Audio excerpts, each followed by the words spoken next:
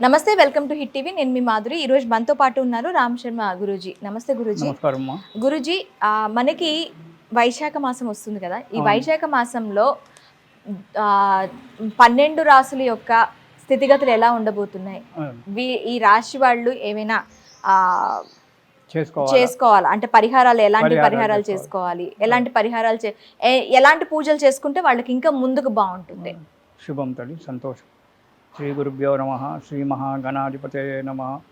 గురు బ్రహ్మ గురు విష్ణు గురుదేవో మహేశ్వర గురు సాక్షాత్ పరబ్రహ్మ తస్మై శ్రీ గురవే నమ.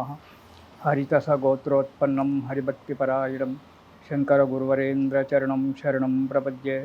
శ్రీ మహద్భ్యో గురుభ్యో నమ. అరుణాం కరుణాతరంగితాక్షిం ధృతపాశాంకుశపుష్పబాణ చాపాం అనిమాధురయూవృతాం అయోకైః అహమిత్యేవ విభావయేద్భవానీం. శ్రీ గురుభ్యో నమ. వైశాఖ మాసం మే నెల అంటే ఏప్రిల్ 28వ తారీఖు నుంచి మనకు ప్రారంభమవుతుంది. ఈ మే నెలలో గ్రహాల యొక్క స్థితిగతులను బట్టి ఈ మేషరాశి నుంచి మీనరాశి వరకు ఈ 12 రాశుల వారికి ఎలా ఉందో కొద్దిగా మనం చెప్పుకోవడం జరుగుతుంది. ఈ రాశి వారికి అంటే మేషరాశి వారికి ఈ నెలలో కొంత శుభంగానే ఉంటుంది. కొన్ని చిన్న చిన్న అడ్డంకులు రావడానికి ఆస్కారం ఉంది, కానీ 90% అన్ని రకాలుగా మంచిగా ఉండేటువంటి ఒక రోజులే ఉన్నాయి. యత్నకార్య సిద్ధి అంటే అనుకున్నటువంటి ఒక పని జరగడం, యత్నకార్య సిద్ధి జరుగుతుంది. తర్వాత నూతన పరిచయాలు ఏర్పడము.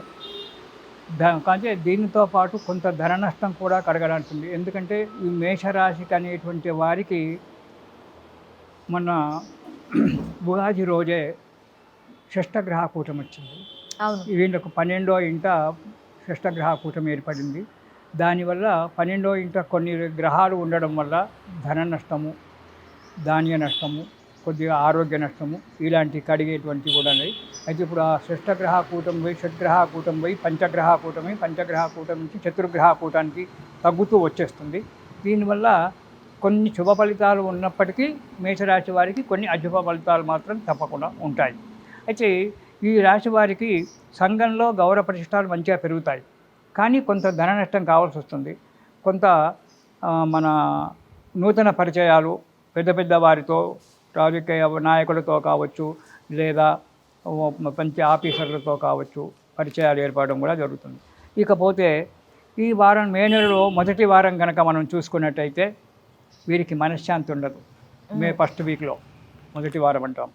అంటే ఈ మొదటి వారంలో మనశ్శాంతి లేకుండా పోవడం, చేసేటువంటి ఒక వృత్తి వ్యాపారాలలో ధన నష్టం రావడం, ఉద్యోగులకు కార్యాలయాల్లో ఆఫీసుల చేత మెమోలు రావడము, తిట్లు తినడము ఇలాంటివి జరగడానికి ఆస్కారం ఉంటుంది. ఎందుకంటే మనసు స్థిమితంగా లేనప్పుడు మనం కార్యక్రమాలు సక్రమంగా చేయము. దానివల్ల పై అధికారుల వల్ల ప్రాబ్లం రావడము అనేటువంటిది జరగడానికి ఉంది. తర్వాత సంఘంలో అంటే ఇరుగు పొరుగు వారితో గొడవలు రావడము, స్థానచలనం జరగడం కూడా జరగడానికి ఉంది మే నెల మొదటి వారంలో మేషరాశి వారికి.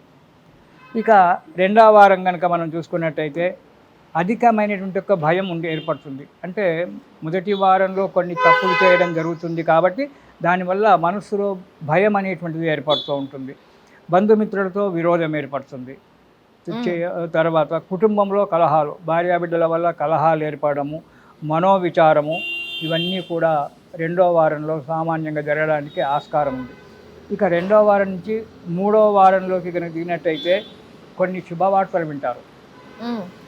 మనం చెప్పేటువంటి ఒక జాతకాలు ఫలితాలు ఏవైతే ఉన్నాయో ఆ ఫలితాలు ప్రేక్షకులంతా ఆలోచన చేసుకోవాలి. ఇది 25% మాత్రమే, జాతకం మొత్తం కాదు. ఇందులో చెప్పేటువంటి కూడా జరుగుతామని కూడా కాదు.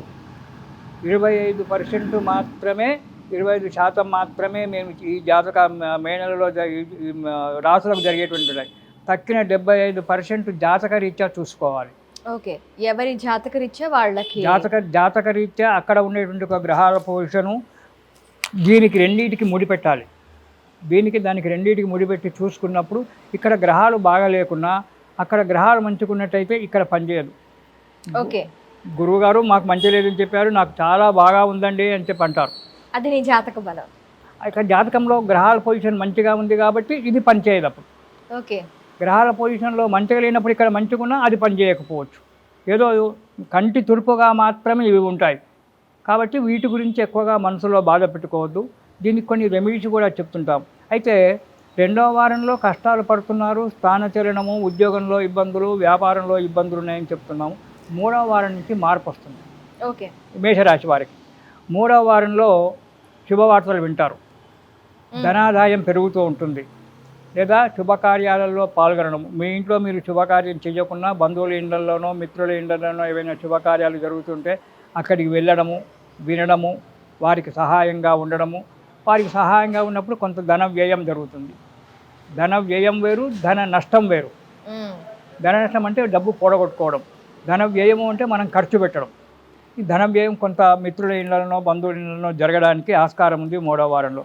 అధిక శ్రమ, ఎక్కువగా శ్రమ పడడం అంటే ఇక పెళ్ళిళ్ళకి వెళ్ళినప్పుడు కష్టపడకపోతే స్నేహితునికి కానీ బంధువులకు కానీ మనం శ్రమ చేయకుండా కూర్చుంటామంటే కుదరదుగా. ఇలా చేస్తాం కాబట్టి శ్రమ, ఆ శ్రమ ఎక్కువగా అధికంగా శ్రమ పడడం వల్ల ఆరోగ్యం కొంచెం దెబ్బతినడం అనేటువంటిది జరుగుతుంది 3వ వారంలో. ఇక 4వ వారానికి వచ్చేటప్పటికి ధనలాభం. ధనలాభం అంటే ఏదో భూమిలో నుంచి ధనం వస్తుంది లేదా ఎక్కడి నుంచో డబ్బు ఊడిపడుతుంది అనేటువంటిది కాదు. మనకు ఎవరైనా ఇచ్చేవారు డబ్బు మనం ఒకరికి రుణం ఇచ్చి మనం మర్చిపోతే వాళ్ళు తిరిగి మన డబ్బు మనకి ఇవ్వడం, లేదా ఉద్యోగస్తులకైతే ఇంక్రిమెంట్ రావడమో, ఇద్దరికి బ్యాలెన్స్ ఉన్న బ్యాంక్ బ్యాలెన్స్ ఏదో ఉందో అవి రావడము చేయడము, మనము మర్చిపోయిన డబ్బు రావడం ఏదైతే ఉందో అది ధనలాభం. మనం చేసే వృత్తిలో డెవలప్మెంట్ కావడము ధనలాభం. తర్వాత వృత్తి వ్యాపారాలలో అభివృద్ధి, డెవలప్మెంట్ అనేటువంటిది ఉంటుంది 4వ వారంలో. నూతన వస్తువులు ఏవో కొంటారు మేషరాశి వారు 4వ వారంలో. ఇంట్లో ఎండాకాలం వచ్చింది, ఏసీ కొంటారో, ఫ్రిడ్జ్లు కొంటారో, లేకుంటే వాహనాలు కొంటారో, ఏవో కొనడానికి ఉంది. అంతేకాకుండా గృహానికి సంబంధించినటువంటిది అంటే ఆలోచన, కొత్త ఇల్లు కట్టుకోవడానికి కానీ ఒక ప్లాట్ కొనడానికి కానీ ఆలోచన కూడా 4వ వారంలో మేషరాశి వారికి అనుకూలంగా ఉంది.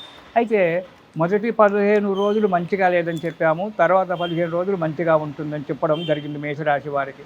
అయితే మరి మొదటి 15 రోజులలో కూడా కొంత మనకు అనుకూలంగా ఉండాలి అంటే సుబ్రహ్మణ్య స్తోత్రం చదవాలి.